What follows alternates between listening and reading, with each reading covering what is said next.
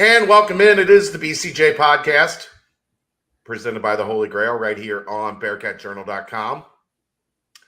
Just wanted to give everyone a huge thank you that made it out on Saturday for the watch party at the Holy Grail. Dave, we were on a wait at 12:30 for a 3:30 game. Fantastic. Holy Grail full of Bearcat fans. Even on a night where there was a Reds game, there was a country concert, there was a lot going on. I think Jazz Fest was going on downtown. They were getting ready for the fireworks, and UC fans absolutely jam-packed our partners at the Holy Grail. Need to maintain that energy. It's going to be a couple weeks. As the Miami game is technically a road game. Are you doing a watch party? What do you think? Just skip the game to a watch party at the Grail? Or we do like a post game party. We could. Now that's interesting. It's a noon game. We could just go there after the game. That's not a terrible idea.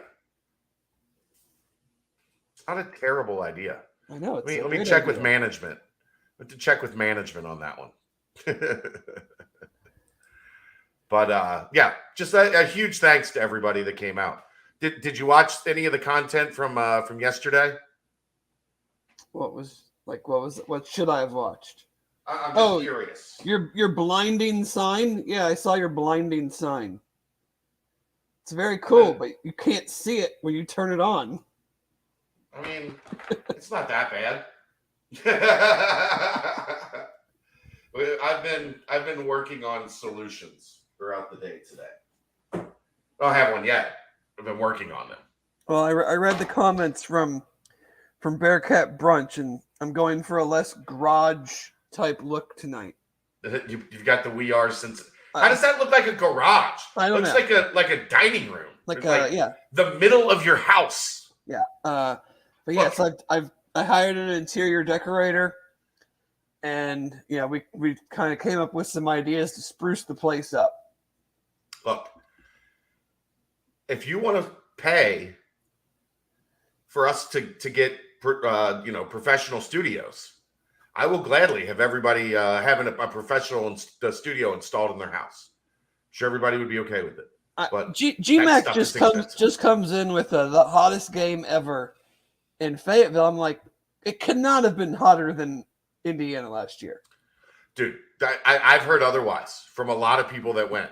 Really? Aaron? I've heard it was like the depths of hell. To the fans that were there, in the fan section especially, they were in the sunlight the entire game. That half of the stadium was just in the direct line of fire of the sun the entire game. That all said, I was in the press box. It was open air, but just walking around, my entire back, because I have my backpack, my entire back was just wet. It was a warm game. Oh, I'm sure. Like, he's right about the first Purdue game. That Indiana game last year was like on another level. Maybe because they ran out of anything that you wanted to drink. But right, that could be a problem. But yeah, it was. So we spruced up the place. A dimmer switch might work. I've actually on this little remote. I can turn it all the way down to 10%. I'll show you. Still doesn't do anything. This is 10%. So what's like 100%? It's like a supernova just exploded in the sky. Right. That's 100. Oh my god.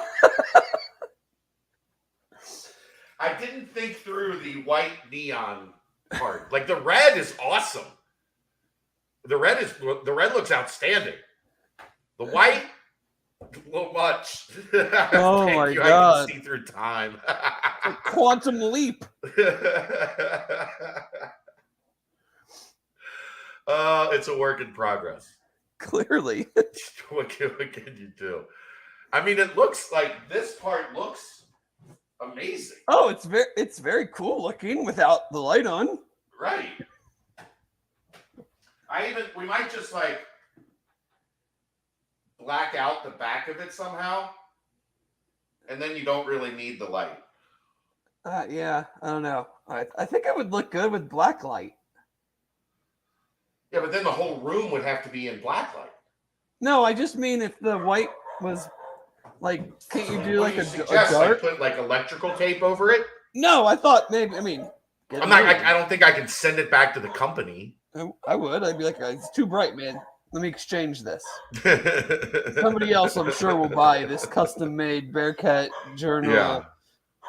Live nudes here type light. Live nudes here. I mean, it's got settings where I can make it blink and flash and yeah. I'm not things. trying to get epilepsy, so let's not do that. It does look like it belongs in the club. Like, oh yeah, for sure. Maybe you could. Oh, maybe you could donate it to the weight room, and they could use it for Squat Fest. Or we could put it in the Grail somewhere. Yeah, like behind the bar in the Grail. Yeah. What did you just walk into the middle of? We're just shop talk. Yeah. If you missed it, you're lucky because now you still can use your eyes. You still have like 20/20-ish vision. You're not seeing spots right now. Black iron sharpens iron hoodie behind it. That's not a terrible idea. Drenched in galactic sauce. I don't know about that part, but jeez. I finally got some sleep today. I feel a little refreshed. Well, welcome to the show, everyone. I'm sure we'll talk about football at some point. We're getting there. I got a new toy. Like I figured Dave would enjoy discussing how blindingly bright 100% of that neon light is. Yeah, it's like I said, it's like a supernova exploding in the sky when you go from 10% to 100%. It's a portal to hell in my office. Oh boy. All right. Well, let's talk some football. Okay. I don't. Do we talk? Like, do we start with Yormark visiting today? Like, where do we start here? I'll start wherever you would like to start. I'm prepared for, I would say literally anything, but I know that's not 100%. That's never the case.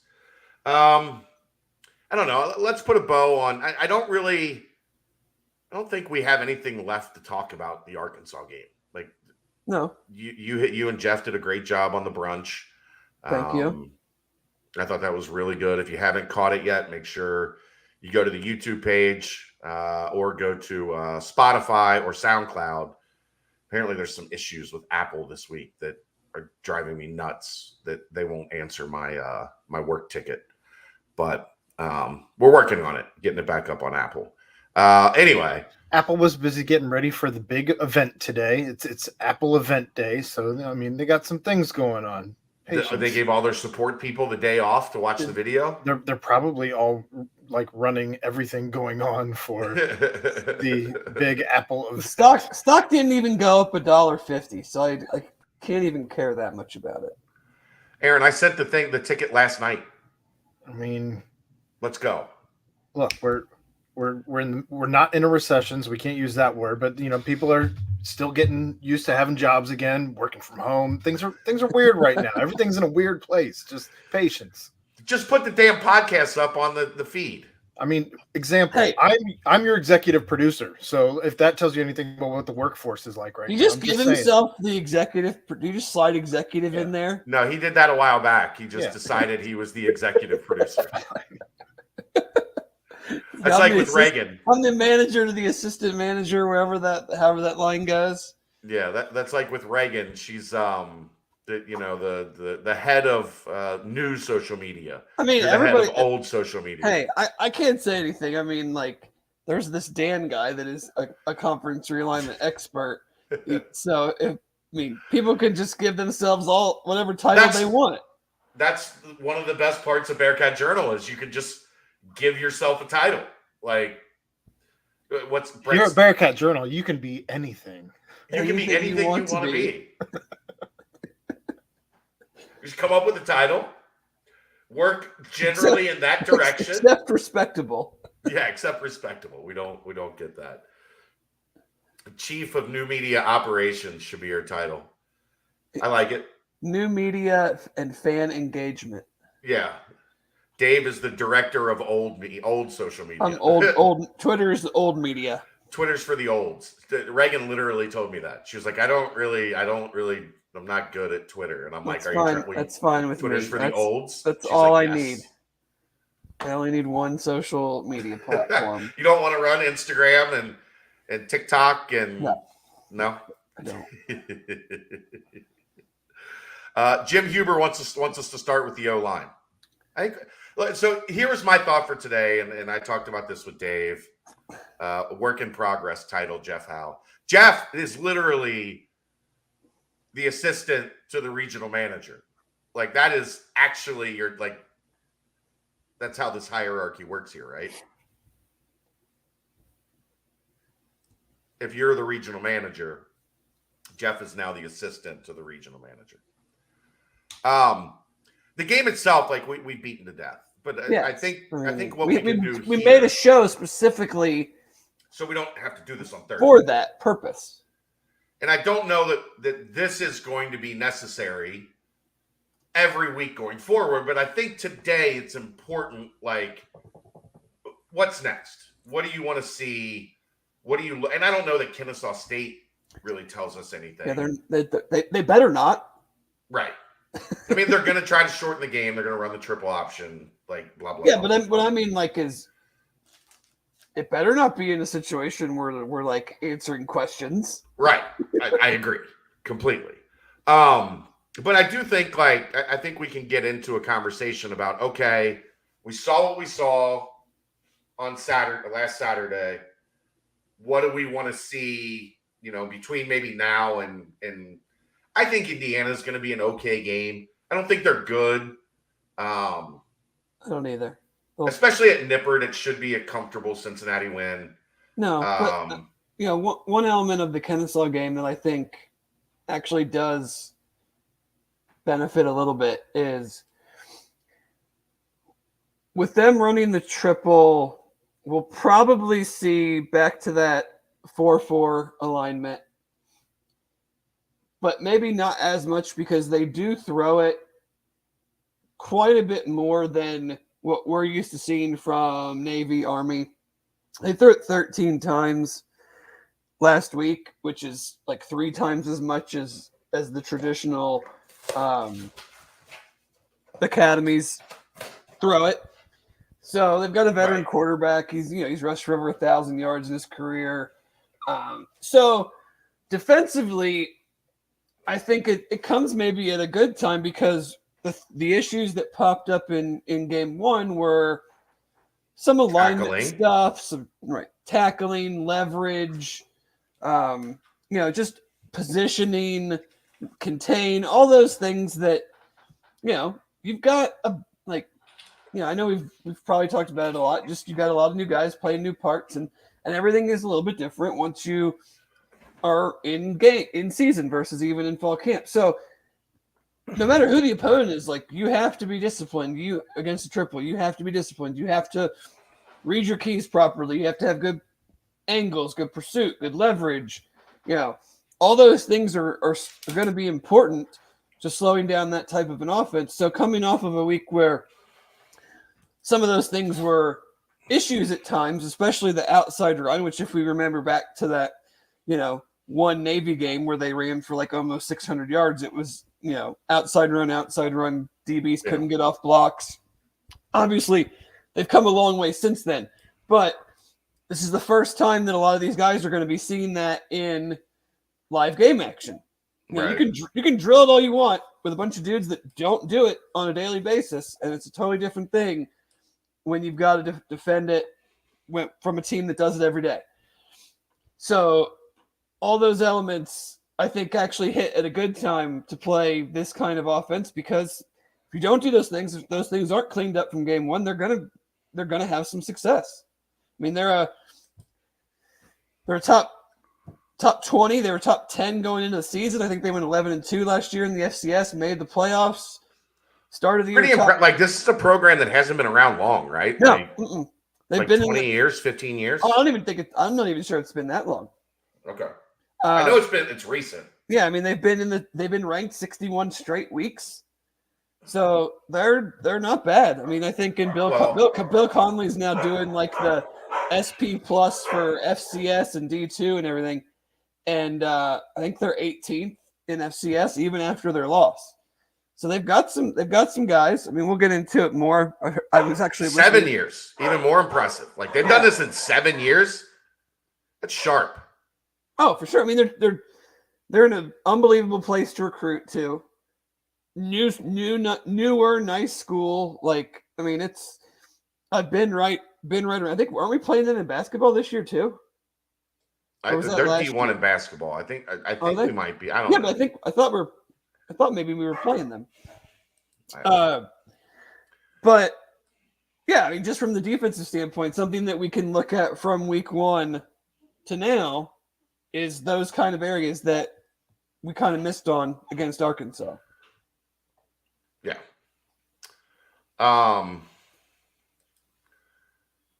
Offense. Let's go there. What do you need to see? I think a lot of it for me is just timing. Like I need to see the timing of everything be more crisp. Yeah.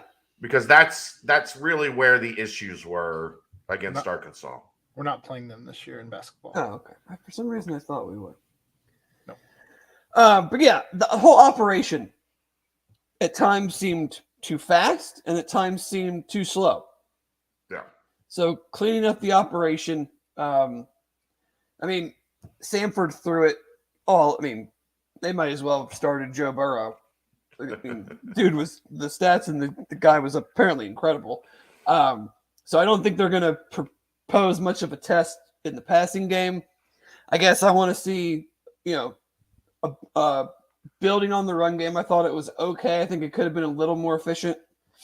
We didn't really have. I thought it took, just like everything, I thought it took him a little bit to get rolling, and I liked the variation, of the play calling in and of itself. So I'd like to see that built on continued variation. And granted, you're playing an FCS, you always run up against that conundrum of like, what do we work on versus what do we show? Do we need to show? Do we need to do a bunch of different stuff? Or do we just kind of dial it into some specific things and work well with those? So, we'll see how the game flow goes. From a passing standpoint, just want to see Ben be sharper for a more extended period of time. I mean, we talked about it, he just missed too many throws. The windows are probably going to be bigger this week. So you can't be having a performance like the first half last week. Because, your guys are probably going to be more open. You're probably going to have more time to throw when you do throw. So I sure, would hope that we don't see anything kind of like the first half where we're missing open guys because they're still going to be open against Kennesaw. I mean, I don't know. I still feel like it was a little like you're missing guys 50 yards downfield by a yard. Like, yeah, you've got to dial in and make up the difference in that yard. But there was just this, like, I felt like a sense that, like, he was missing terribly. They were missing barely. There were missing barely, but, like, there were some other ones. The throw to Will Pauling in the end zone, like, I feel like that could have been completed. On the drive when they threw and then missed the field goal. The one to Tyler Scott kind of in the post, not the deep shot, but the one where he ran the post. In the end zone where it went through his hands. Yeah, well. He got 2 hands on it. He got 1 hand on it. He got 2 hands on it. It went through his hands. Okay. Now it was like this. He had to reach for it, but it went through his hands. No, he would tell you. He told me. Well, he will tell you. He's a nice guy. But no, just just being more on. Like, that's it. I mean, I'm not saying like anything wild or expecting him to go 90% or something, but he left plays out there. Like he said that. Like, it's not crazy to acknowledge that he left too many throws out there. That's been acknowledged. I mean, I think it was closer than is being considered when people are losing their mind on the internet. And I guess too, just like I want to see, regardless of the opponent, the offense with that kind of aggressive mindset. Well, they were aggressive for sure. They were, but that's what I mean. Like, because I think that's the part that you get into, and you almost have to dial it back in this situation, because if you remember the Murray State game where they held the ball like almost the entire first half, where they weren't scoring, but they were picking up 1 or 2 first downs and really bleeding the clock and having 8-minute drives. And then you get in the tendency to try to make it all up right in 2 plays or something. So we can't fall into that trap, but just keep building on what the things that worked in the first half, or in the first game, I should say. Just keep building on that. I need to see this defense be a lot better. The first half, they were very good. But the second half, I thought the angles were poor. Thought the communication was poor. I didn't think, they didn't look crisp. And maybe some of that was the heat. Maybe some of that was just Arkansas wearing them down. Although I disputed that a little bit, with Cincinnati won time of possession pretty handily. Well, yeah, because Arkansas had 2 touchdown drives that amounted to 5 total plays. Yeah. So one was 7 plays, but it was 70 seconds. No, the first one after the interception was 3 plays. Right, it was 3 plays. The other one was 7 plays. The one after the sack fumble was 2 plays. Yeah. And then you add the one right before halftime. Right. So while it was 7 plays, it was the blink of an eye. Right. 21 of their points came in about 5 minutes of probably like actual game time, if that. Like, that was the other thing that I don't think we talked about enough when looking back to, like, why was last year so good? You know why we don't ever really think about Desmond Ritter's turnovers? Because the other team didn't score. Right? Like, that's when a turnover sticks out in your brain, right?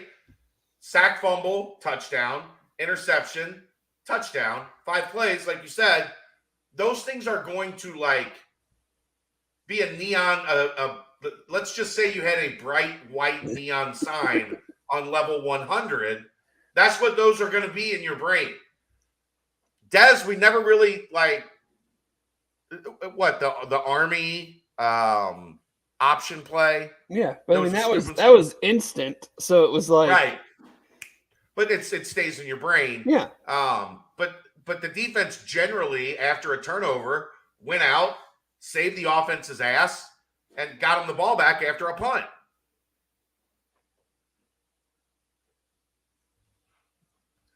Tonk, come on, we're not your broker here. What? $5 is our cut for selling your tickets. But yeah, I mean, I think the part too that kind of crystallized. Thanks for the $5, by the way. Yes, thank you. The part that kind of crystallized to me that, like, we can like a lot of parts about this defense, but that it's not the same and we still have a ways to go, is the last drive, where 5:49, I have to imagine they had a pretty good idea what they were going to do. They got in 3rd and 9, and KJ Jefferson ran for 14. Like, that type of situation did not happen the last 2 years. Like, outside of a Georgia or Alabama game. Like, granted, a lot of the games weren't close in the regard of, like, we need to get the ball back to go down and win. But, like, you never had any worry of, like, okay, this team has, they've got to go down and score to tie the game or whatever. They're not going to do it. Like, this team, even if that means stopping them 8 consecutive times at the 1-yard line, right? They're not getting in. Like, so it's just we joked coming into the season about, like, we haven't blown a coverage in 2 years, and guess what? First game they blow a coverage for a touchdown. So, so it's just like a reprogramming of your brain to kind of prepare yourself, and we know they're working on it, but, like, it's just not going to be the same for a little while. Like, guys miss tackles that we didn't see miss tackles last year. Or they just didn't miss many tackles last year. They've been a great tackling defense. And too many missed tackles, and especially on that 3rd and 9 play. Like, Byron Threats had the chance to get him on the ground and make him punt, and we just didn't get it done. Got a design flaw behind you. Oh no. That's not good. Yeah, like I want to see a lot of 3 and outs on Saturday. Like, yes, that would be nice, because if they're not 3 and outs, they're going to have the ball for a while. Right. Like, you need to quickly get off the field. You need to quickly get the ball back for your offense if you're going to accomplish a lot of the things that you want to accomplish this week. If not, it's going to be a game where it's going to be 21-7 or whatever at halftime, and people are going to feel like, well, we didn't maximize our opportunity there, and it's going to come down to what we complain, or what people didn't have. There wasn't much to complain about last year, but what people complained about last year is, like, didn't have the ball enough. Only 5 drives in this half, only 4. You know what I mean? Like, that was kind of the conversation last year when teams were running it right at them, was they didn't get enough chances to do damage. And even if you go 40% or something and score 2 out of 5 times, you're still you're not going to build that much of a lead that way. So yeah, I mean, I think those are just kind of the bigger picture things I'm looking for, because the matchup itself is not gonna, I don't think, show us much. Hopefully, if it's showing us something, I think then that means it's not going great. So whether this guy throws for this many yards or this guy runs for this many yards, that's not really something I'm looking at. But a little bit more on Kennesaw, which we can get into. Mention that let's just go ahead and do whatever level of preview we're going to do here. Yeah, I mean, we mentioned that they're a pretty good program team in the top 25, started the year in the top 10, took the loss to Sanford 27-17. They run the triple, and this quarterback, Xavier Shepard, ran the ball 35 times, which is more than I've ever heard of a quarterback running the ball, for 64 yards.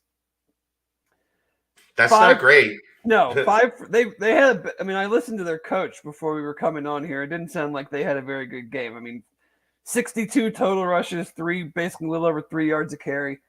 Their leading rusher, Presto Daniels, which I love. Presto Changeo. Yeah, had 8 carries for 64 yards. They held the ball for almost 40 minutes.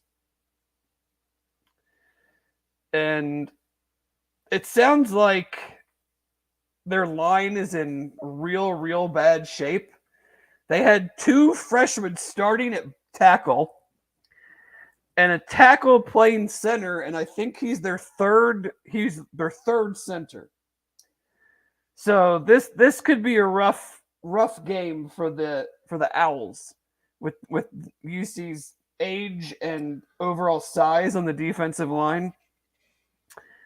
The only thing you would worry, well, I guess it's a worry either way, is do these young pups even properly know how to chop block? I mean, or are they just reckless, going to be diving at knees the whole game? That's kind of the whole thing. I don't think there's any proper form of chop blocking, but sure. I mean, if you're a veteran, you know how to at least like do the technique correctly. Yeah. Even though you're still trying to take somebody's knees out. I'm talking about if you're recklessly just diving at knees, not great. Yeah. So they have a lot of, sounds like a lot of offensive line issues. Sanford's quarterback was 18 for 24 for 289 and 4 touchdowns. Their leading wide receiver had 9 catches for 187 and 2 touchdowns, and their leading running back had 16 carries for 91 yards, 5.6 yards per carry. So Kennesaw's defense did not pose much resistance. And I think Samford only scored 27 points because they only had the ball for about 20 minutes. Yeah, that'll do it. So, I mean, that's really kind of all I've got on them. I mean, it's an FCS game, a pretty good FCS team, but an FCS game nonetheless. They seem like they're triple. They're like triple. More of a, they're it's triple like light. Speed more than like a. Yeah. I don't want to say the service academies are power, but they're physical in their triple. This seems more like we're trying to get on the edge. Well, I just think they're just more varied in it. Like I said earlier, 13 pass attempts. That's not a standard. I mean, in a close game, it wasn't like they were throwing a bunch to try to come back. Right. 13 pass attempts is more than you typically see. So I think they're more willing to throw out of it. But I mean, the quarterback's got the ball in his hands the whole time. He had 35 carries, and the next Presto only had 8. So I don't know if that was by accident, by design. You know, I don't know how that's by accident. Maybe he just never gave it to the running back. He just kept right. it. How is that an accident? That's not an accident. That's on purpose. Maybe he doesn't like it. Maybe they had a fallout in camp or something. Yes, he doesn't like his running back, so he just didn't give him the ball. Were there any sacks? Did they make any, I mean, I think they had a couple sacks, and Samford had a couple sacks. Nothing jumped out. Okay. Yes, triple option team.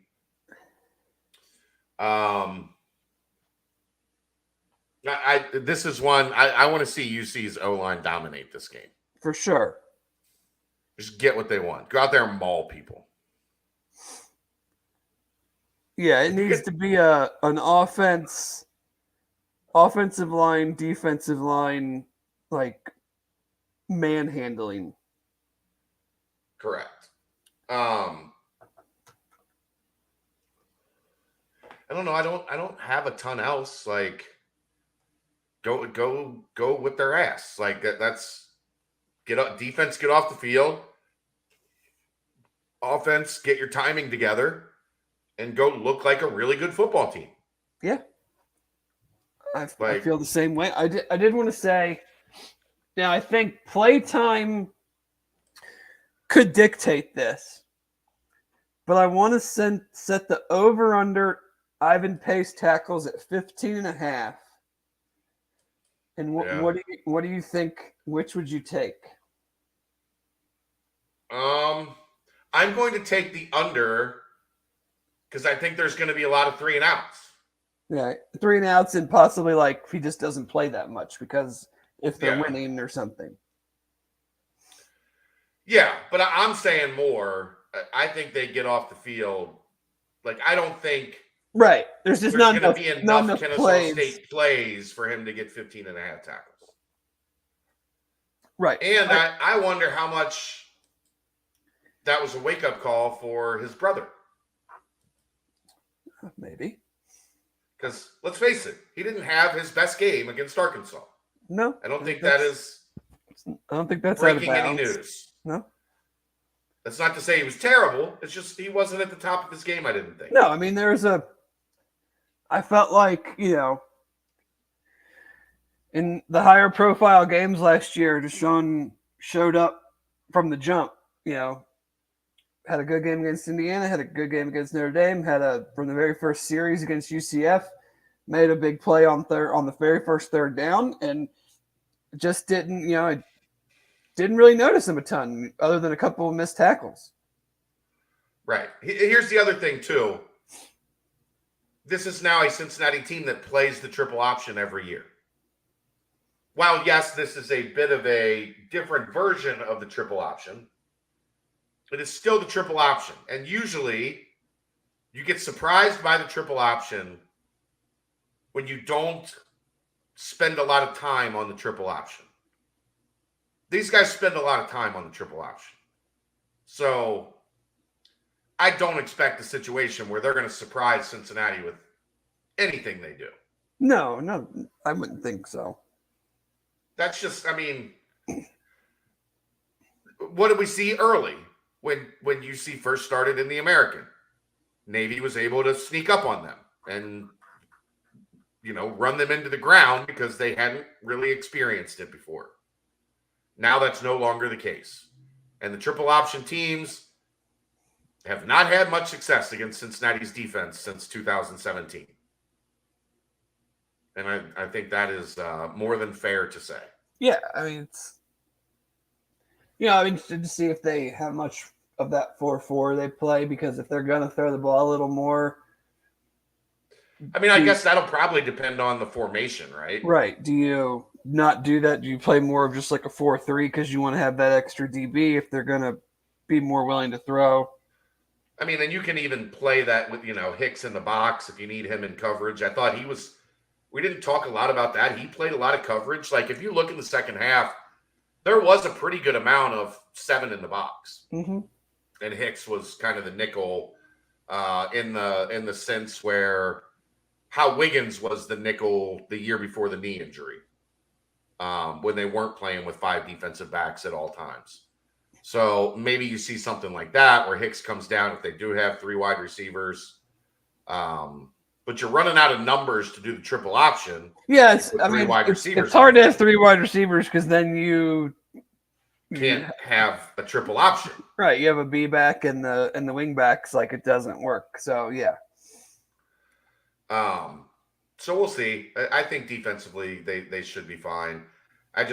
You have to see that offensive timing look a lot more crisp than it was a week ago. Absolutely. I did want to say, and I talked about this a little bit on the nightcap last night. I like the mentality, the sense I got from those guys yesterday. Like they were as they should be and as you would expect them to be, but you don't always know if that's the case. That was a team that was pissed off.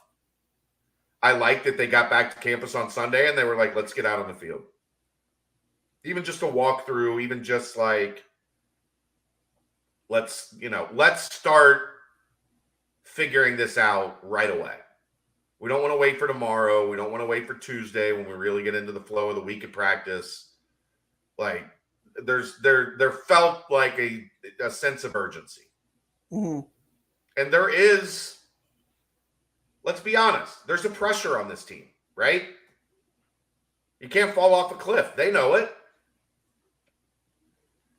After last year, 9-3 is not going to be acceptable to this fan base. Right. 10-2, people are going to be having panic attacks. So I like the mentality that I sensed from them, and that, look, we left that out there. We should have won that game. We very well could have won that game. But now let's get back to work and erase some of the mistakes and some of the dumb shit that cost us or prevented us from playing to our capability. I think that's what you want. That's not always what you get. I thought the interview I had with Dylan O'Quinn yesterday was very insightful into that mentality from one of the team leaders of like, look, we don't lose here. So let's fix what we need to fix and get back to not losing. And it's my biggest thing in sports. I always want a team that hates to lose far more than I want a team that likes to win, if that makes any sense. Sure. I mean, would you agree with that? I don't know. I'm a winner, so I like to win. Yeah, but do you hate to lose? I don't even think about losing because I'm always winning.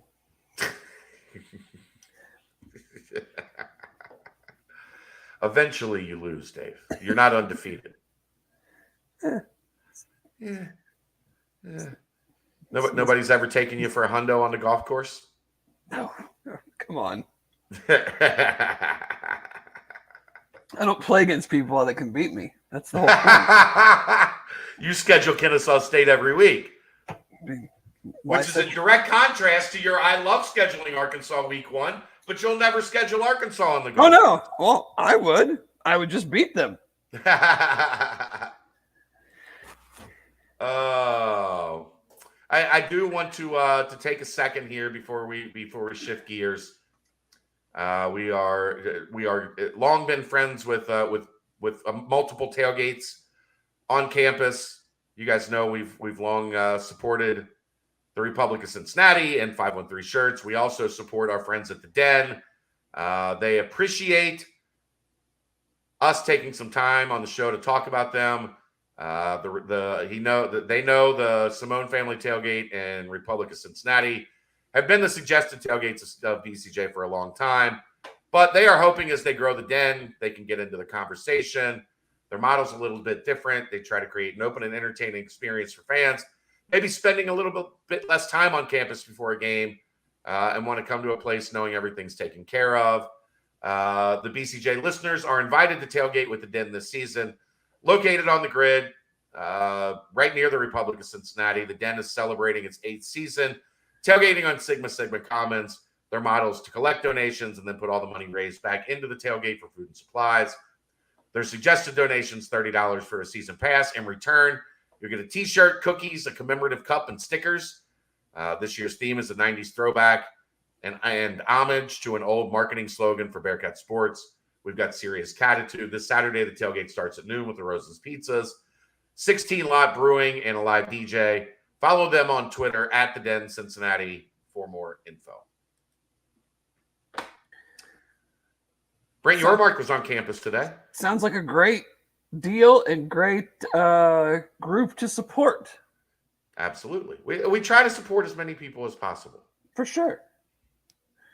We're all one big happy family here. I mean, that's right. We only have so many Jello shots to go around. Brent Yormark on campus today.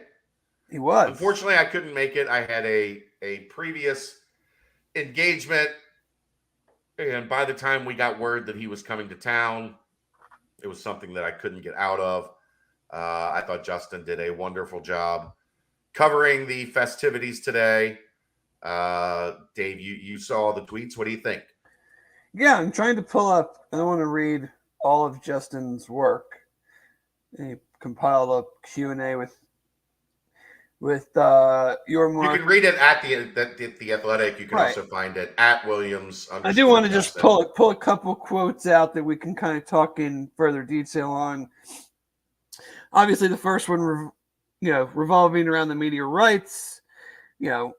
Last week's announcement that the Big 12 would enter early discussion with TV partners ESPN and Fox about an accelerated extension of its current rights agreement through 24-25. Yormark, that process has started. I met with ESPN last week, had great meetings with them. I think we're very aligned and like-minded in where we want to go in the future. I'll be meeting with Fox in the next week to gauge their interest. Obviously, these are conversations to explore if it's in everyone's best interest to go early to gain clarity. My gut tells me that both Fox and ESPN would like to do that, but I'll know for sure once I meet with Fox in the next week. His gut tells him that both Fox and ESPN would like to do that. I have a feeling more than just his gut is telling him that. Because if it was just a gut feeling, I'm not sure you would do this a year and a half before you have to. Right. I mean, that's the general consensus on this. Now, important to note, it is they have not opened their exclusive rights windows. No, because if you open it, then you have to close it. Right. This is just we're talking. They can get numbers. They can say, okay, what will you give us for these 12 teams? And then what would you give us if we added these four 4 schools by chance. And, we'd like to do a 5-year deal. What do you think about that? And, then if everything sounds good and it sounds like, you're both in agreement, then you can open up the window. Right. Because then you can, I don't know if you can technically like do an extension without opening up the window. I'm not sure about the, minutia of it all. But, I don't think it was an accident that in the release that the Big 12 sent out when they hired Brett Yormark, that one of 3 people was a Fox executive. If they had no interest in continuing a relationship with the Big 12, why would you have him comment on how much he liked Brett Yormark and how much he thought he would be a good commissioner? Doesn't make a ton of sense to me. I think that a relationship with those 2 has made the most sense. Everybody likes to bag on ESPN, myself included, and they, them and Fox now are the drivers of all of this nonsense that we have had to talk about for so long. But let's be real. I don't think we'll see about the Big Ten, and I think they did it the right way with other major networks, but it'll be very interesting. And granted, it's a much smaller piece to all this, but I think Big Ten basketball is going to suffer not being on ESPN anymore. I did too. For basketball, especially, I just think we can not like them. We can not like the personalities they have on the TV and all those elements. But if you're not driven to a very specific game, it's still just ingrained in your head to all right, I'll just flip on ESPN. They usually have a good game on. Right. I'll see what's on. And I think that, again, granted, much smaller piece.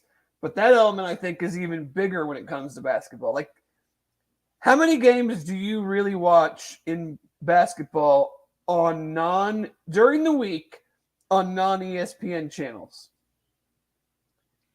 A game that I specifically know that I want to watch, right? Right. But so if it's not something that you are hell-bent on watching, whether it's going to be a Big Ten game on Fox or FS1 or a Big East game, you just default to the Thursday night ESPN game. Yeah, the thing is, you go to ESPN by default, you see what games are there, and if the games that are there don't catch your eye for whatever reason, then the other thing, I think this is a problem cable-wide, because I have cable, I haven't cut the cord, and I probably never will. The channels are way up the guide where I got to go to get to get to the other block of Fox, CBS, ESPN2, and ESPNU are just all right in a row. They're all right there. 3 channels back to back to back. And actually on mine, the Big Ten network is one below all those. So it's like a block of 4. Big Ten, ESPNU, right. ESPN, ESPN2. So I look at those 4 options. Here's a perfect example. So Saturday night, UC Arkansas 3:30. Right. Now, granted, because of it's a huge game, Ohio State, Notre Dame. Well, on Saturdays though, I know to check. Right, but this is what I'm saying. Is what I'm saying. How many people are going to go if say the Ohio State played somebody and Notre Dame was on NBC, and you got UC Arkansas at 3:30 right into Utah, Florida. Yeah. You're just going to let it roll. Right. You're like, this is a good game. The team I'm rooting for, their game's over. There's I'll just keep it here.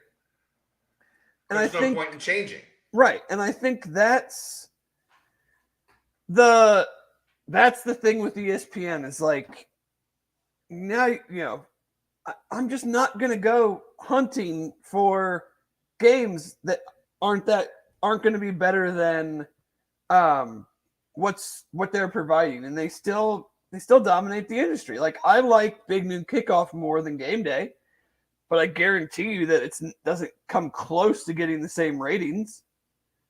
Yeah.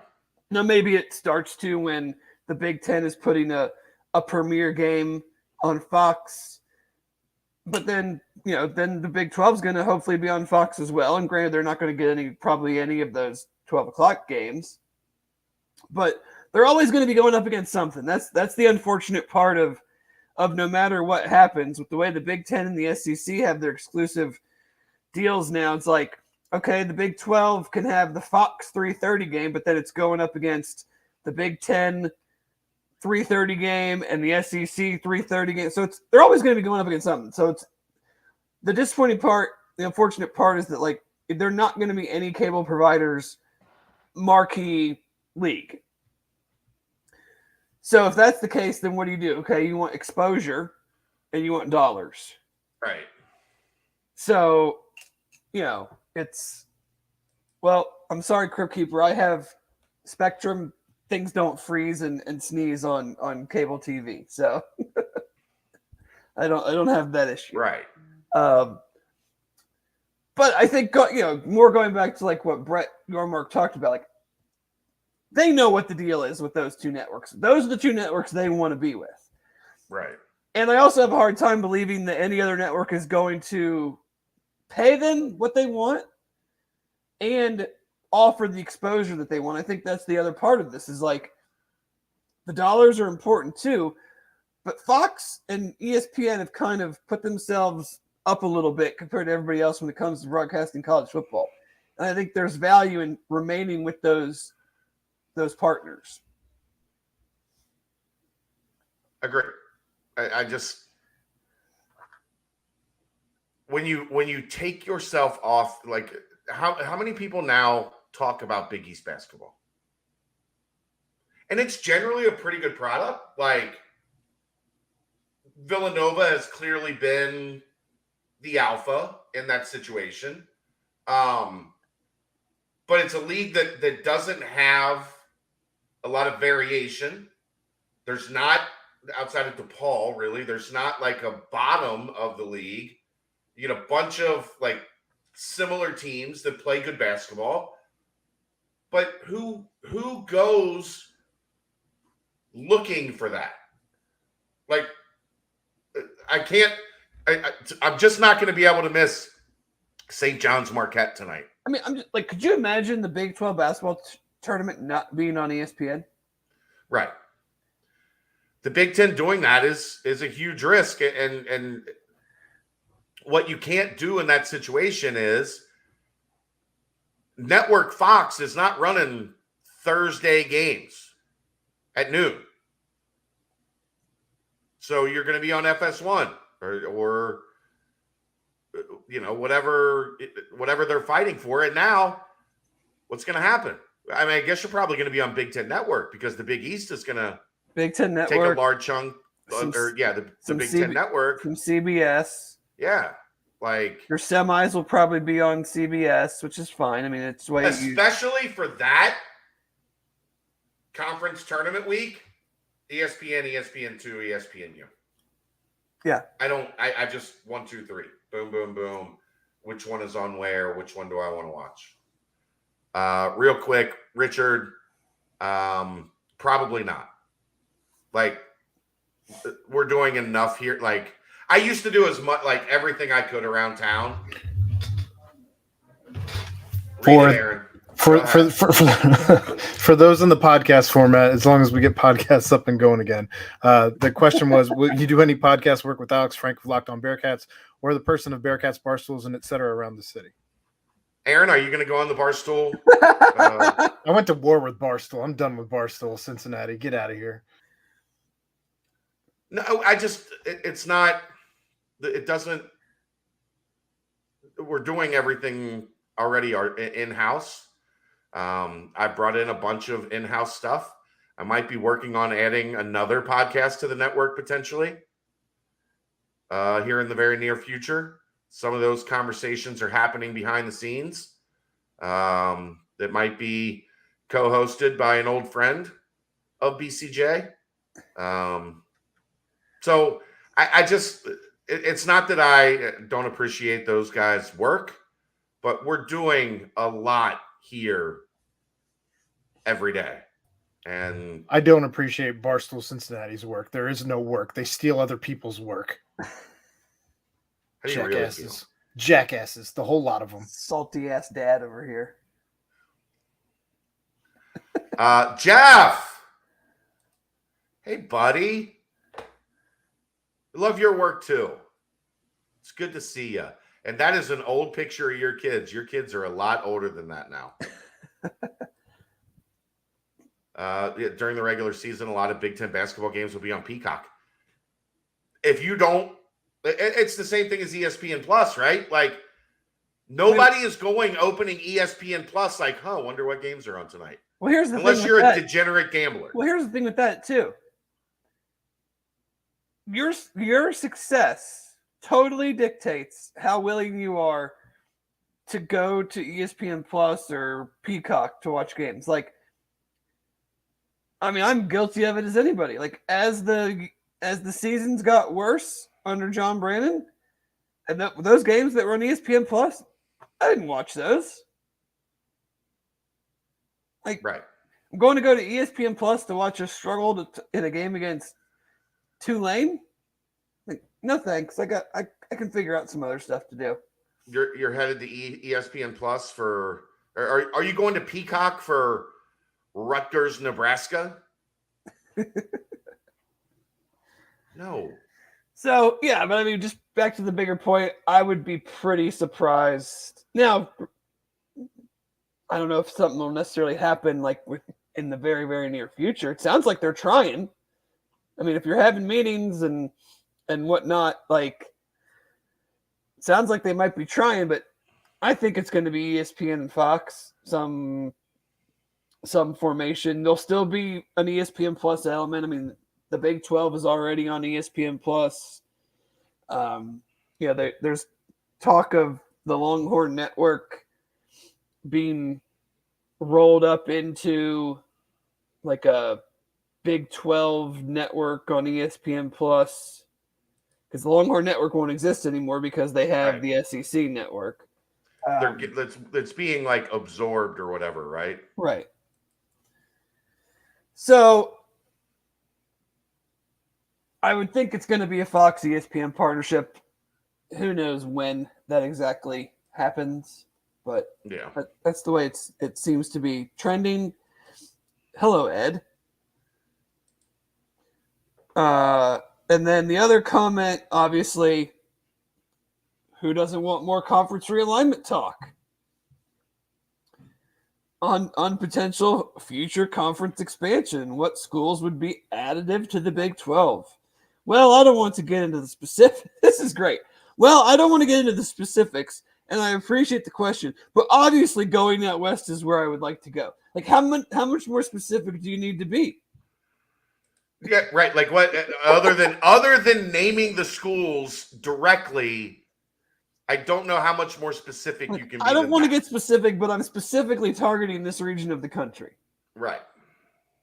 I'm not saying. I'm just saying. I would like to go entering that fourth time zone, a program that has national recognition, one that competes at the highest level in basketball and football, stands for the right things, is a good cultural fit.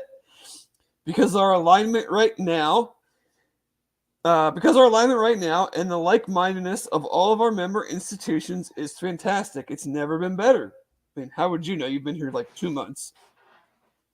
So I don't want to compromise that, and that's critically important, that there is the right cultural fit when you think about coming in and being part of what we're building here. Thank you, Kathy. Appreciate that. Yeah, she so just likes it because I wasn't on it. Well, hey, I don't blame her. I mean, it's pretty obvious. This has not been, not very well hidden. What the goal is. I do want to pose a question. With the playoff expanding to 12, that would give the Big 12 I would say a fairly good chance to get two teams in, I'm not going to say how often, but, they'd have a pretty good fairly chance. Regularly, yeah. A lot of times they'd have a pretty good chance to get two teams in. Assuming is this a take sourced from conversations with Dan Simon, or is this just Dave? Well, I mean, it's no coincidence that Brett Yormark was in town today and Dan Simon's unavailable. It's just maybe check the precinct. Well, yeah, we'll just leave it at that. But my question is, assuming that Oregon and Washington aren't really candidates to join the Big 12, does expansion for the Big 12 make a ton of sense anymore? I guess here's my query on that. While they would add more money, a lot of that money would have to be sent to them. So what would be the additional, like, how much would the jump be? Because if we're talking the Big 12 with the four corners makes you $55 million a year, and the Big 12 without the four corners makes you $49 million a year. And I know that's crazy kind of to say, because UC is coming from a situation where they were making $7 million a year on their TV deal, and that was it. Right. And you're just going to turn your nose up at $7 million. But I think I'm kind of with you on this, that, like, do you really need to add four more mouths to feed in terms of who gets to play for championships? Well, it's four more mouths to feed, and it's also like, do you want more teams possibly screwing up your second bid into the playoff? Right. Like, the more teams you have, I think the more chances that everybody gets, like, the Big 12 is already going to be uber competitive. I mean, multitudes of people have talked about how exciting the Big 12 is going to be, because it's a lot of very, very similar brands that are very serious about football and that are just on that, like, next level from your true blue bloods, and that you can go into a Big 12 season with 7, 8, 9 teams that feel like they have a shot to win. Right. And if the money isn't so much greater, adding, we'll just call them the four corner schools, like, as a UC fan, if you're in the Big 12 and you're going to get all this new money, and this new playoff is going to happen where they're talking about upwards of $2 billion a year. So you're talking like $15 to $25 million a year per school in addition to their TV deal. Do you want Utah in your league? Probably not. No, I wouldn't. I'm looking at it like, okay, we got Baylor, we got Oklahoma State, we got TCU, we got Iowa State, UCF, Houston. Like, I don't want Utah in the league. I think Kansas State is one of those sneaky teams that can beat you on any given year. Right. Like, I think a lot of people like them to win the Big 12 this season. Right. So, like, unless those, and it's ridiculous to talk about this, but, like, I'm looking at it from a down the road standpoint where, like, yeah, okay, now we're getting $50 million a year. Just throwing out a round number. Would I rather have Utah and, an Arizona State that I think could be great if they got their stuff together? Like, do I just want more good teams for a few million more dollars? And I don't think you're wrong there. I don't know if I do. Like, we've all been so hell-bent on expansion because I think we look at it through bigger. Well, I think we look at it through the vein of, the Big Ten is just going to take these other schools, and then the Pac-12 will blow up, and we'll take the leftovers, so to speak. Well, what if the Big Ten is like, okay, we got I don't even know what number it is now. And Notre Dame's not joining a league with a 12-team playoff. They have no reason to, as long as NBC gives them somewhat of a decent TV contract. So if the Big Ten doesn't take those schools, because the Big Ten's looking at it like, we're going to get 3-4 bids. Like, we don't need more schools to knock our own teams out. Right. So, we're not going to take them. Like, they don't bring us the value. And then, those schools, and then I look at it from the Pac-12 standpoint or the Pac-10 standpoint. If the Big Ten isn't going to take you, Oregon and Washington, like, I got a pretty good shot to make the playoff like every year. Now, because we're gonna get the automatic bid, and I'm by far the best program in a diluted conference. Right. Now I've got a very clear and direct path to play for a championship every year. And so all those other schools that we've been talking about joining the Big 12 should feel the same way. Like, now I got a direct path to the playoff, and USC's gone, and we only have 10 schools. And if I beat Oregon and have a good year, like, we're in the playoff. Yeah. So I think it's a lot. I think it's a lot to look at from that standpoint of what the playoff means and just the dollars of the playoff. Like, yes, and there'll be, you talk about the revenue of the playoff. Like, right now it's 80% Power 5, 20% G5. So even if it stays that way, when you more than double the yearly output, it's going to be performance based, which obviously would help. Wish it was performance based the last few years. Sure. When UC's been going to the New Year's Six and going to the playoff, the Big Ten and the SEC are not going to do a deal where, the Pac-12 and their one representative is getting an equal split as the 4 teams that the SEC is sending every year. Right. So, that benefits you too, to not necessarily like just keep adding teams, because you just want to make sure that you give yourself the best chance to put as many teams in as possible. Right. I don't know. I just look at it like the Big 12, no divisions. You could very easily have a year where both of your conference championship teams maybe have one loss, and both teams could possibly still get in. Both teams would have got in last year.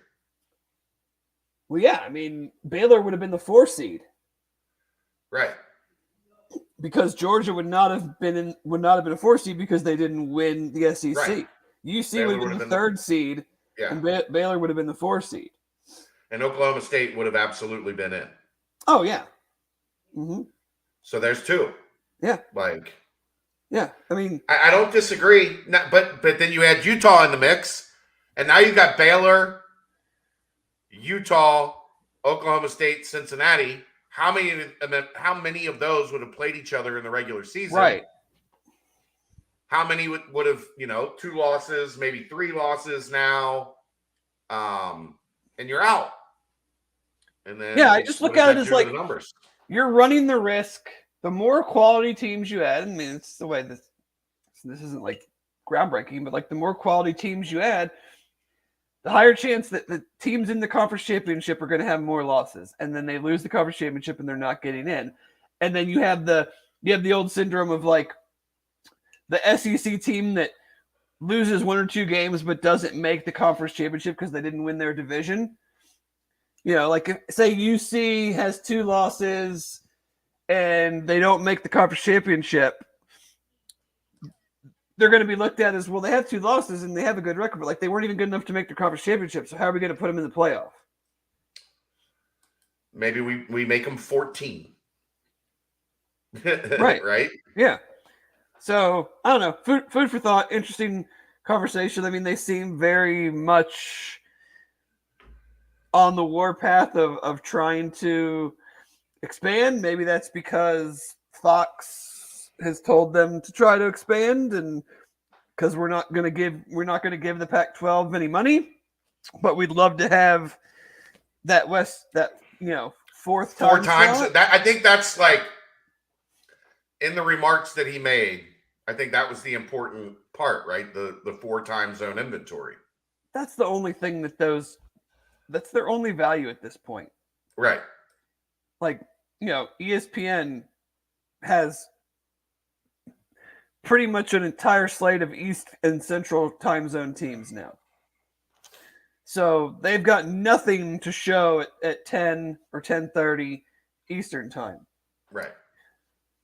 And so do they want, I guess this is the way you can look at it, do they want the full buffet of having the whole Pac-12 deal? Because Fox isn't bidding on it. I don't think NBC and CBS are. So it'd be ESPN and some form of streaming, I guess. Do they want all of it? Or would they maybe just be like, yeah, we'd like to just have a game or two. Yeah, we'd like to just have a little bit of it. Like, we want to be able to show a game, maybe not even every week at 10 or 10:30, but we'd like to have the opportunity. I mean, I guess they could. There's 4 teams. One of them's going to have a home game at night. Potentially even 2 or 3. Right, so they could show one game at 10:30, and they're not pot committed to being the entire rights holder and having to figure out where are we going to put Cal, Oregon State, and where is this game going, and dealing with all of the basketball content and all of the football content. Maybe they just want a nibble of the 10:30 game. They just don't want all of it. No, I think it's a good point. Like, how many of those Pac-12 games without USC and UCLA are even compelling to begin with? Well, according to some people, they look at numbers and they tell you that they're still getting ratings, but okay. Washington State, Oregon State. It's pretty clear that, like, it's brand. Hey, when's the last time you watched an Arizona football game? I do not know. They had that fun quarterback a few years ago, I think. Maybe Kevin Sumlin's first or second year there.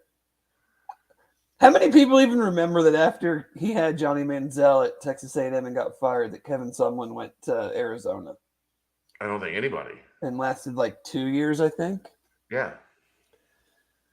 And then they tried to hire Kenny Amatololo, and the quarterback said nah, and then they didn't hire him, which is like wild to me that you're like, yeah, okay, quarterback, guy that is going to not be here in a year. I think it was Khalil Tate, maybe was the quarterback, but yeah, I mean, I don't know. Those are kind of Terry. Those are office linebacker. Yeah, office linebacker Terry Tate. Those were kind of the big ones that stuck out to me. Just the talking very specifically about, like, when we've met with ESPN and Fox, and and just being like, not going to talk specifics, but we're interested in the West Coast. We're looking at you. Do you think there's a situation, and we saw this pop up today? You think there's a situation where they add San Diego State as a shot across the bow? Like, we know you want to add them, but we're going to add them first? I mean, I would. I mean, why? Add the 4 teams in their damn league. I don't know. It was out there today. I didn't put it out there. No, I know you didn't. I don't know why you would want to add them in general.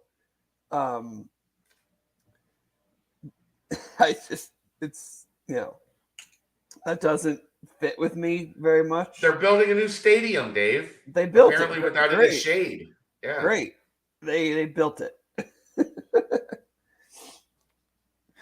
I don't know. No, but it's interesting though. Like, you don't hear anything about the Pac-12 in their conversations about, whether it's with ESPN, whether it's with a streaming partner. Like, what if the Big 12 just comes to an agreement fairly quickly? Like, does that put pressure on an Arizona to be like, here it is, man. Like, these are real damn numbers. This is what you can have. Right. You can take it now, and you can probably take it later, but right now you're just twisted in the wind because, I mean, you're not getting any information from the Pac-12. I think the interesting thing is like, and maybe that's just our connection now to our homeboy Jason Shearer. It seems like Arizona is looking for a reason to go. Yeah, I think they're just waiting. They're looking to see compare real numbers. Maybe you just take Arizona and San Diego State and be like, screw the rest of you. Get to 14. That way you don't have to go all the way to 16. I wouldn't hate that idea. No. Yeah. I haven't had I've ran myself into the ground so much. I'm sick. I got an eye thing that's been my eye was glued shut this morning. I'm a hot mess right now. I'm a hot fucking mess at the moment. If San Diego State had a better football team, maybe. Yeah, but I think they haven't been terrible forever. And recruiting in LA is going to be an interesting, Southern California recruiting is going to be very interesting going forward. Are there Big Ten teams that are really going to try to dip into that pool? Outside of Ohio State and Michigan, I can't really imagine. I mean, maybe Penn State tries. I mean, Ohio State. Penn State recruits enough nationally that they're already doing it. So yeah, I don't know. I think there's going to be a lot of talent to gobble up out west with this shakeup. San Diego State might give you an interesting alternative to having to take. I just Colorado and Utah. I'm good, man. They don't do much for me. Utah, I mean, sure, but they're really good. Right. But I'm saying if that's the plan they want, if that's the direction they want to go, Utah adds value for sure, but it also adds a fifth or sixth team that can win the conference in any given year. That was my point from earlier. Right. If the dollars aren't that much greater, are you as teams that are I'm just proposing alternatives based on the tea leaves as we're seeing people discuss them. I mean, look at the SEC. Do you think the middle of the road SEC teams are psyched that Oklahoma and Texas are coming? Not really. No. Do you think the middle of the road Big Ten teams are pumped that USC is going to join the league? No. No, they're not. So, while it's cool in our world and to talk about and to line these up, these premier teams, line them up head to head, looking at it from their perspective, I'm a Tennessee fan. Tennessee is on the rise right now. They're playing good football. Josh Heupel is somehow not terrible yet. Do you think I'm excited that Oklahoma and Texas are going to come into the league and possibly stunt that growth? No. They're already so far behind Georgia and Alabama, and Florida's going to get good again, I think, with Napier and Texas A&M, and no, I do not want more good teams. There's enough fucking good teams in the SEC. Right now, Tennessee legit. I know you don't like this, but Tennessee's battling with Kentucky for position. Yes, and Arkansas. Yes. Those are the teams in the window that Tennessee's Auburn has won right a national championship. It's a dysfunctional mess right now, but they can turn it around and win another national. I don't want any more good teams. Auburn was a mess right before they won a national championship and right after. Well, it's a reason they But guess what? After. Right. But guess what? They had a national championship team. Then they went to another one and lost in the last minute to Florida State. Right. So like, I don't want any more great teams. Like, I'm very happy and content to get the hell out of the AAC and build rivalries with an Oklahoma State, a Baylor, a TCU, a Kansas. Like, that's fine. Just give me those guys for now. Like, let us get our feet under us in a step up where every week it's going to be at least somewhat of a challenge, not like it is now. Like, I don't need more good teams. I don't need more teams that have been, whether they've wasted the money or not, I don't need more teams that have coffers full of money that, that at their disposal that more than we have. Lambig said, I just want another reason to go to San Diego. Yeah. Guess what, Lambig? If I go to the BCJ chief financial officer and say we're going to go watch the Bearcats in San Diego, I'm a lot more likely to get a yes than we're going to Manhattan, Kansas. Yeah. Hey, I mean, Just the Little saying. Apple. The Little Apple, I've been there. In all fairness, Lambig did say earlier in the chat that he lives in California, so of course he wants somebody coming out that way. Of course. But he's taking a shot at me, not a shot, but like taking a dig at me about wanting San Diego State added because I just love San Diego. I get it. And I do love San Diego. So, yeah. So Jeff asked, is Memphis to the Big 12 completely dead? I haven't heard a peep about them in a long time. There's a reason for that. Yeah, I mean, think they're claiming they're gonna do some work on the Liberty Bowl. From what I've seen, it's a lot of lipstick on a pig. Yeah, they're just sprucing it up. Like, they're not really doing anything. So, I mean, and it sucks because, like, especially for basketball, they give a lot of shits. But, like, and I think their downturn in football right now is happening at the worst possible time. Yeah. I just there has to be a cutoff point where it's like we don't just need to add teams to add teams. Like if you even as much as we talk shit about like a UCF, like they have been uber successful.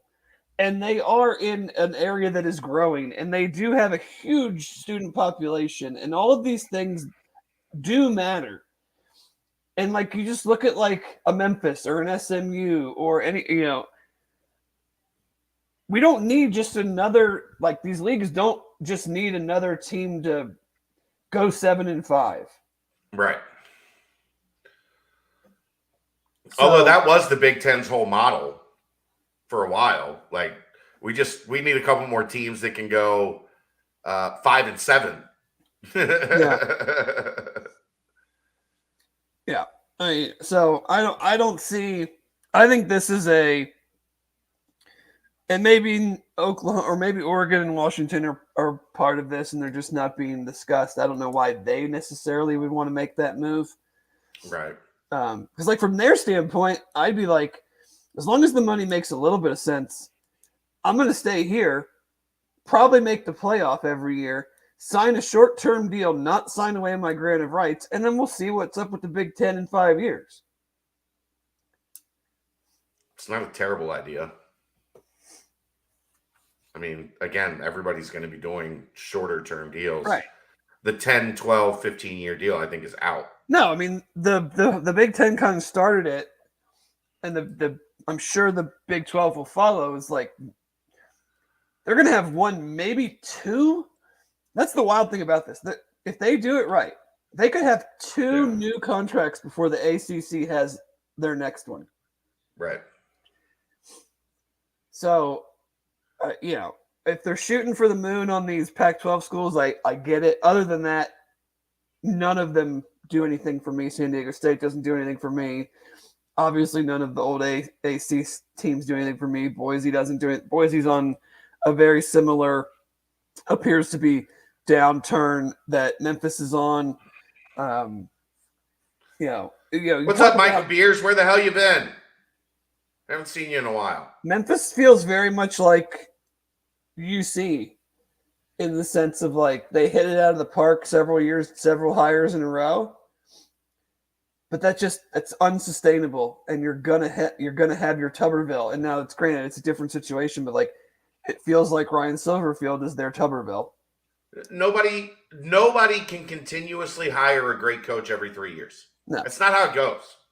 Like you're just gonna miss. Like, and I know like people want to point to Xavier basketball, but if you really like dig into it, those guys, a bunch of them were there 6, 7, 8 years, and then they hired somebody else, and then 5, 6, 7 years. Then they hired. It's like it wasn't a D'Antonio to Kelly to Jones, like, and then eventually Tuberville. Like you hired 4 coaches from what 05 to 13 or whatever it was. Whenever Tommy was hired, like hiring 4 coaches in a decade. You're going to miss. Well, I mean, look at Luke is now one of the probably top 10 to 15 most tenured coaches in the country. He's up there. 6th year. This is year 6. So you can only get so lucky making that many hires that quickly. Yeah. Becoming a pastor. Good luck. I wish you well. So with the playoff, apparently we have not had this conversation since in college football's infinite width. Only college football could do things dumber than Major League Baseball. Like, you know what? The perfect time to announce paradigm shifting news about our sport is the week of the start of the season. The week of the start of the season on a Friday afternoon of a holiday weekend. Yeah. Nailed it. So here's my question. And so this sounds, and granted, it's still up in the air because the bowls, there's chatter now that the other bowls, not even like the good bowls, like the Gator Bowl and the Music City Bowl are angling to get those first round games instead of them being on campus. Bullshit. Oh, yeah. Complete bullshit. But my question is, how long, say they do end up going on campus, how long before like the Alabamas and Ohio States are like, yeah, we want to host games too? Right. Because it's great to be a top 4 seed and you get a bye, but like at what point are all those we shouldn't be penalized for being great. Like we want to play in our home stadium. Yeah. I mean the first round home games last year would have been Ohio State, Notre Dame, Georgia, and Ole Miss. And we're just now figuring out that this is like the good thing to do. Like that these presidents are just now realizing that they're leaving a lot of money on the table and like, oh my God, imagine how good this would be for Oxford, Mississippi, and Athens, Georgia, and South Bend, Indiana to host a playoff game. Right. Like it'd be the biggest thing to ever happen in these cities. Would UC have been rooting for a different outcome in the Big 12 championship game under this format just to get a playoff game at Nippert? I mean, that's the thing that I'm looking forward to the most and hoping that you don't play Bama. Right. You can potentially win a playoff game. I think they would have played Notre Dame probably, right? I mean, Notre Dame was too close. Yeah. Well, Georgia would have been the 5 seed. Right. So, but yeah, I mean, just think about like how great would it be to get like, name your SEC team that makes it into the playoff. That's not Alabama and Georgia. How great would it be for them to have to come to Nippert in the middle of December? I would love to have seen that Alabama team come here to Nippert in the middle of December. Would the outcome have probably been the same? Yeah, Will Anderson was still at Alabama. Will Anderson can pass rush in all climates. Sure. But I still would love to have seen it. Oh, yeah. But I mean, just like the boom that it would be for everything. Right. Like imagine, I noticed the other day, like the Bengals get-in price was like over $200 for Sunday. I mean, that's what you're talking about for what you're talking about for a playoff home game. In a 40,000 seat stadium. How many people are getting season tickets when they know that the only way they're getting into a playoff game is to have season tickets? Right. And then what the secondary market would be? Woo! And like, don't think that next year, whether it's Oklahoma or Texas coming here, don't think that's not going to be tied to your season tickets. Like, that's not going to be treated just like any old Tulane game. I'll be right back. So, but yeah, like college football, in their infinite wisdom, decided that it's a good idea to roll this out now, because apparently people were worried that the longer they waited to actually do it, there might be people that back out. And it ends up being basically the exact same setup that Greg Sankey, Bob Bowlesby. I love that the ACC is now like, we've seen the light. Oh, they had their, Jim Phillips. He asked for his 365 days to take a holistic view of the sport, and he got it. And this is what he sees. He saw it now. He saw what the sport looked like and what the sport needed. I'm glad that he had his moment of clarity. Yes, me too. But now it's back to those guys, though. That's the problem. Right. The presidents, the managing board, which is made up of presidents, has, pushed all this through, but now it's back up to the slappies to figure out the details of it. Josh, I think this is going to be fascinating, like when this all goes through.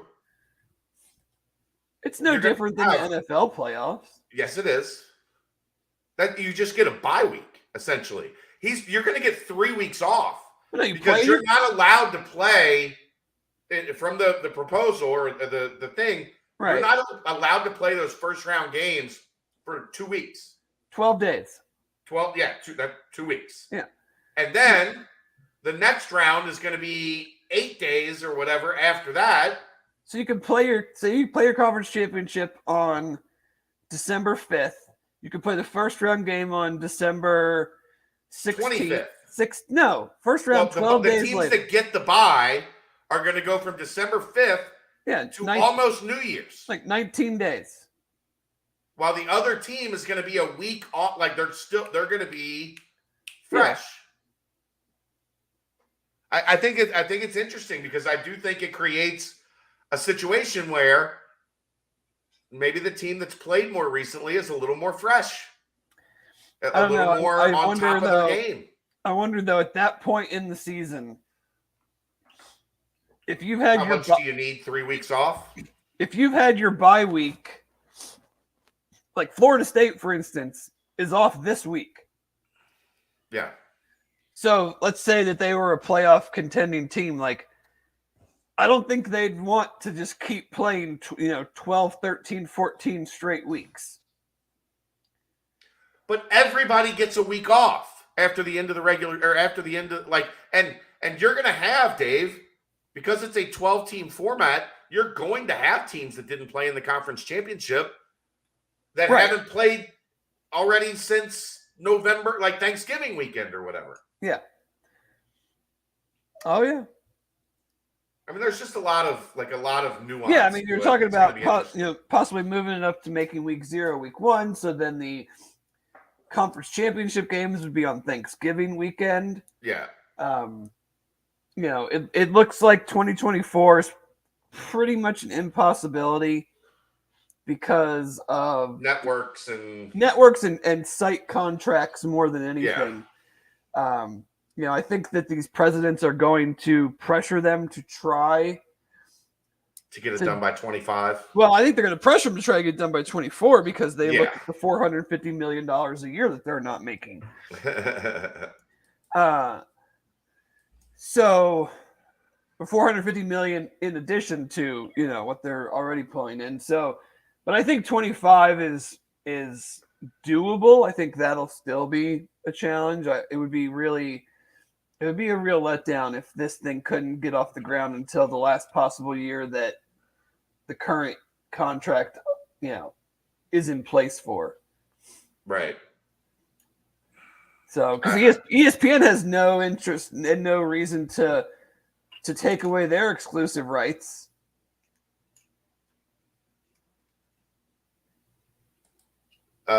Jeffrey said that's just bad scheduling, a bye week 2. Remember when UC scheduled a bye week 1? I mean, yeah, we didn't play opening weekend one year. It was the dumbest shit. How do you schedule a bye week 1? Week 1, now we're good. We're going to take an extra week of camp. Just crash into each other for another week before didn't the the season conference starts. do that? Because there was supposed to be, they thought there was going to be a home conference game or a conference game week 1. There was something that screwed that up. Mm-hmm. But you can't let that happen. Pitt. We canceled the game on NC State. Yes. Because there's going to be 9 conference There's games. 9 conference games in the Big 12. So Pitt next year. Miami, and then Eastern Kentucky. Kentucky. They open the season with Eastern Kentucky, at Pitt, then Miami. Is that game in Miami next year? I know it's about time to go back up there. It's at home. And then the following year they go. Yeah, they got boned by COVID. They lost their home game because of COVID. Yeah. When they decided not to play non-conference games, and then came back and played like 4 games or something, 4 or 6 games or something. So they had their home game in 20. All right. Then, you got anything else on all this? I don't think so. I mean, good to get your mark on campus. Sucks I couldn't make it. I wish Pitt comes here in 24. That's a back-to-back series. Yes. Sam. 2023 at Pitt, 2024 at Nip. And then they have to do that again in, I think, 26. So if I had to guess, they're going to get out of the game at... That's a 4-year, or was that a 2-for-1? What, Pitt? Pitt. No, it's just a 1-and-1, home and home. Okay. What do you mean? Oh, 26, they've got 2 26, they've Power got 5s. They're going to get out. No, they got 2. They got OU and Miami, so they're going to get out of the OU game. Yeah, it's the trip to OU, the back half of the home and home from the game at UC a couple years ago. Gotcha. Cool for Yormark to show up. Like, I mean, obviously he's taken a tour. Yeah. Of all the Big 12 schools. Sorry I couldn't get there today, but previous commitment, like I said. Really nothing I could do. But Dan Simon had us covered. Maybe next week, good time to talk to Dan. Get his maybe. See if you can work on that. See if you can arrange. I'll see what I can do. Arrange a discussion. Now don't go giving Dan Simon just to the Bearcat brunch. Oh no, he wasn't just saying. There.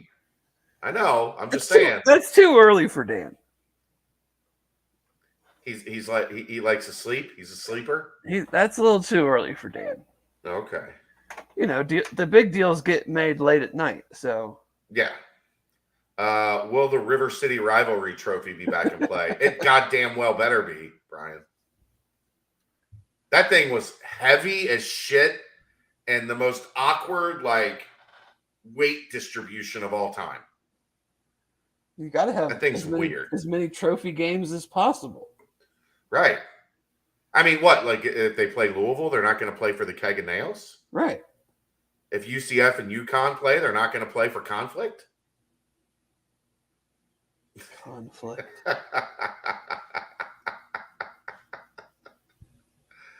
Oh, so beautiful. I probably should have just hit up Justin and had him come on to discuss all this, but whatever. My mind hasn't been working right the past couple of days. I feel like crap. I feel like I got hit by a train. Like I said, my eye's all messed up. There's like a bunch of gunk maybe in my right eye. We'll get him. Just text him now. Maybe we'll get him to come on. He's probably done with dishes by now. Yeah, I'm good. I know. Me too. I'm good. All right. Well, I guess the last thing Uh-oh, Aaron's doing something. Yeah, there it is. That's a weird ass trophy. Who designed that? I like the the grates in the background.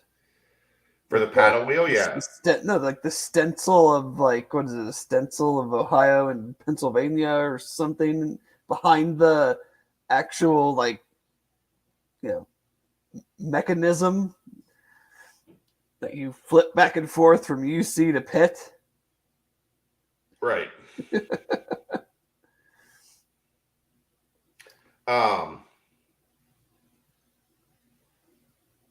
I guess the last thing to do is Simone family tailgate, right? Yes. Well, and I would say I heard your guys what was it? Was it your Sunday night The AAC recap on Sunday nights? Yeah, so we will on the brunch, we will no longer discuss AAC games.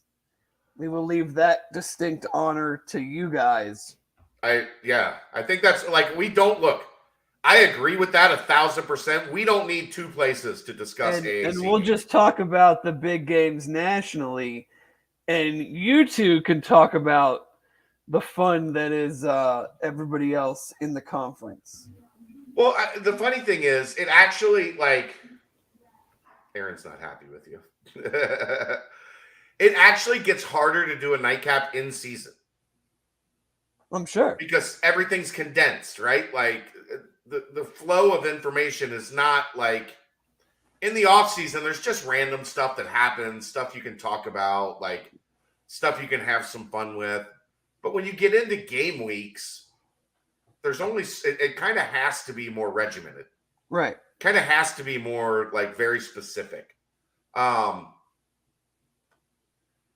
some of that'll change once we get into obviously get closer to November, and we'll have basketball stuff to hit on.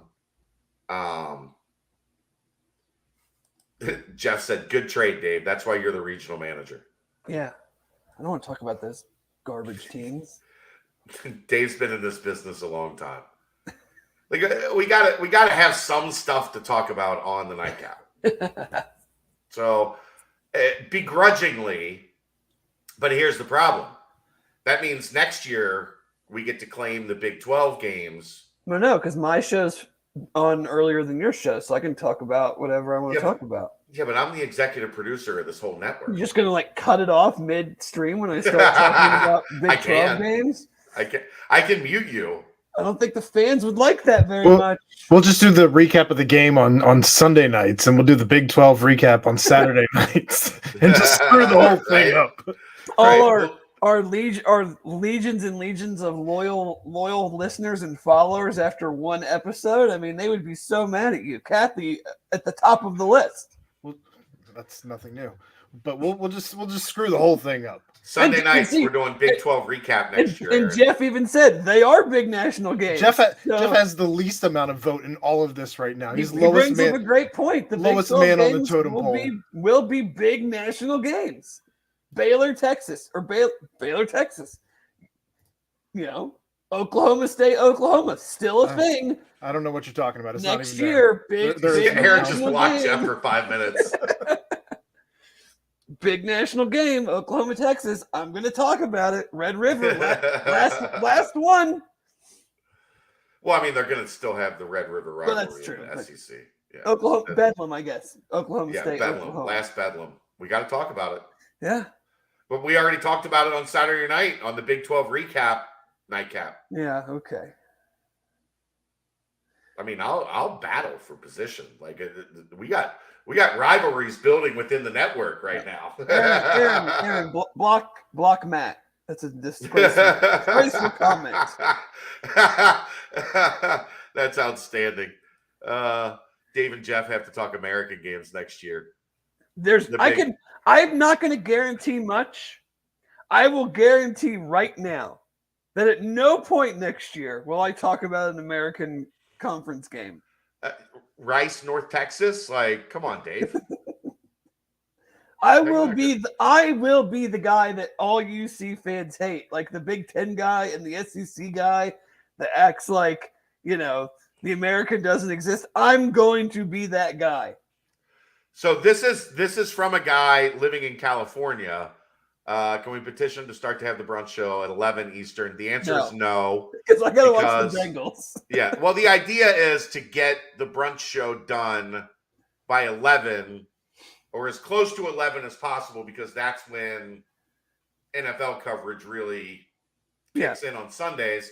And that's what we're not dumb enough to think that show is going to go toe to toe with NFL Sunday as we get into the heart of the season. The Bengals pregame show technically starts at 11:30. Now, obviously, they have sports talk that starts at 9, but the Dan Horde, Box Miller, whoever it is, right. Pregame show starts at 11:30. We have no interest in having the brunch go up against that. See, Kathy, already my favorite person on this whole thing. Again, Kathy forgets this is I'm the boss. I think she cares, and that's why Kathy and I rock hard together.